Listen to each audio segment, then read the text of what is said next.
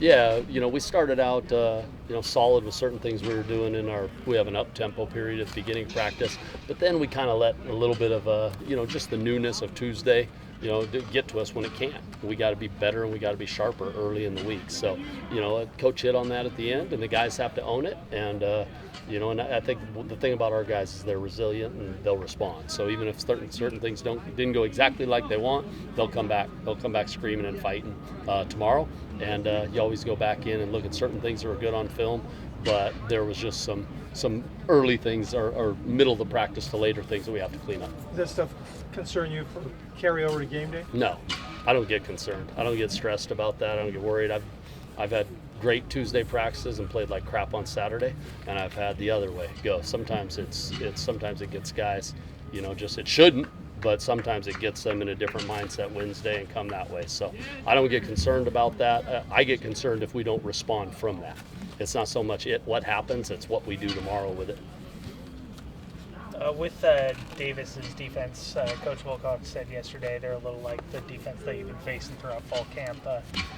What have you seen from them on film? Just like what Coach said. I mean, they go in and out of odd and even front, so, 4 down and odd structure. They disguise it pretty well, just that you don't necessarily get a beat on exactly. Changes up from game to game, and they're talented. They're a top 5 team in the country for a reason. It's not by accident. They were a 10-win team last year. So you see smart, tough, athletic football players on the defensive side of the ball. So it's going to be a good challenge for our guys. Really good challenge. Do you mostly see that even front and nickel packages? Or? No, you see it. I mean, throughout. So who knows what they're going to do? That's last year's film, but they didn't necessarily. They could get an even front and still be in their base personnel.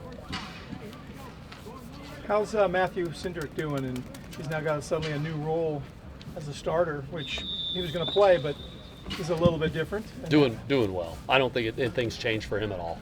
I mean, he was ready to play. He was ready to go, whether that's the first snap of the game or the 20th or whenever that happens. So he's doing fine. The best thing I say, I don't notice, because he's in there doing his job, and he's going to be one of those guys that you can trust. He was a guy that seemed like even last year you guys were encouraged and excited about how he practiced.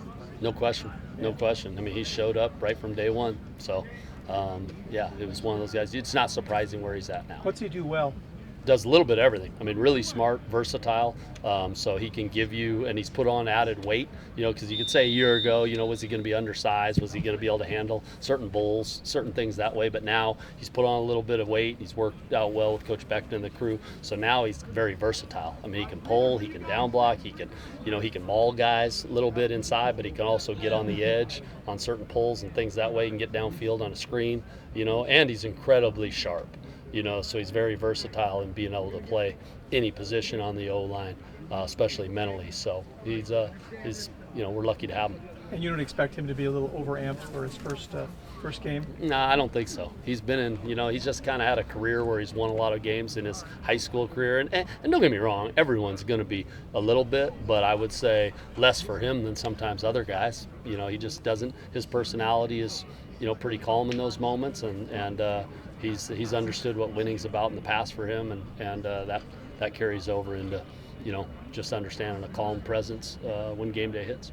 He's another one of those guys who played left tackle in high school. I think a lot of your linemen that you've brought in the past couple of years have played left tackle. How much does that translate to maybe when they're playing a guard spot or center?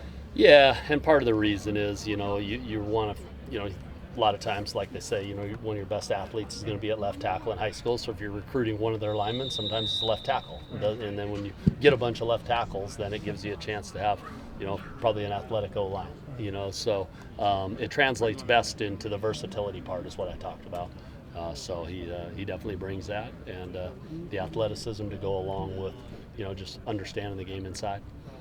Coach, talk about Mike Safel and his development, changing positions in his Cal career, and just what role he plays for the offensive line and the team this year. Yeah, I mean, he has a huge role. I mean, he's one of those guys that you could tell from day one again when he got here in 2017, he had just natural leadership qualities. So, I mean, his value is, it's as big as anyone on that side of the football. And that's not taken away from anyone, but he brings that much to the table, both physically, both emotionally.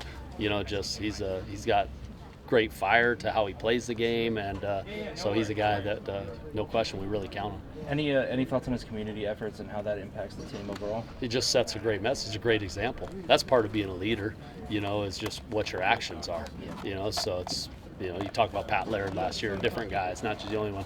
It's what he was doing, not necessarily what he was saying.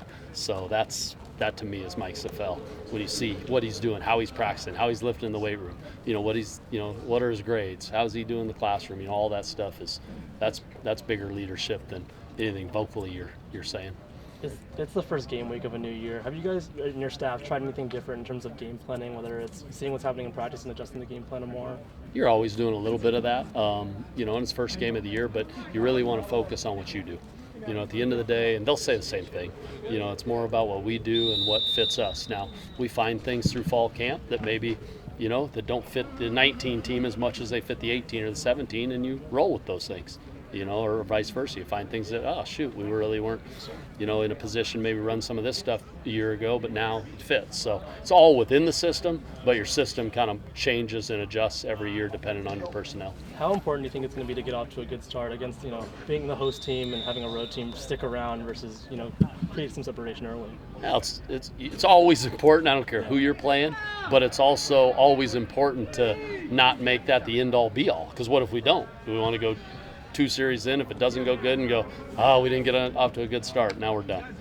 So it's, you always want to do that, and it's kind of the usual rhetoric, we got to start fast, Well, yeah, that's the goal, and that's the mindset. But if adversity hits, and you coach long enough, you play long enough, you have games where you don't start fast. How are you going to respond to that? So, sure, I'd like to every week this year, but the games where we don't, I'm more concerned with how we react to that, and and come back and attack the next series or the next quarter or whatever happens.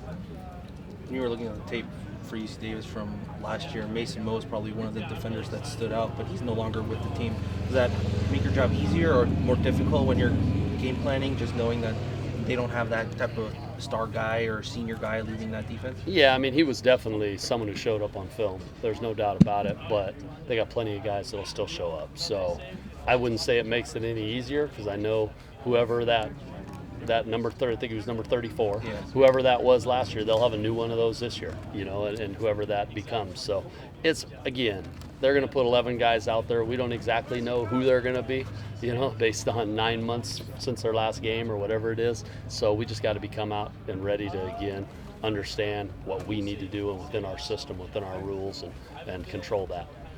Your tight ends are relatively a young group going into this year. How do you think they've accustomed themselves going into a brand new season game week, just knowing that, if it's the next man up, you got another redshirt sophomore, another freshman, another redshirt sophomore?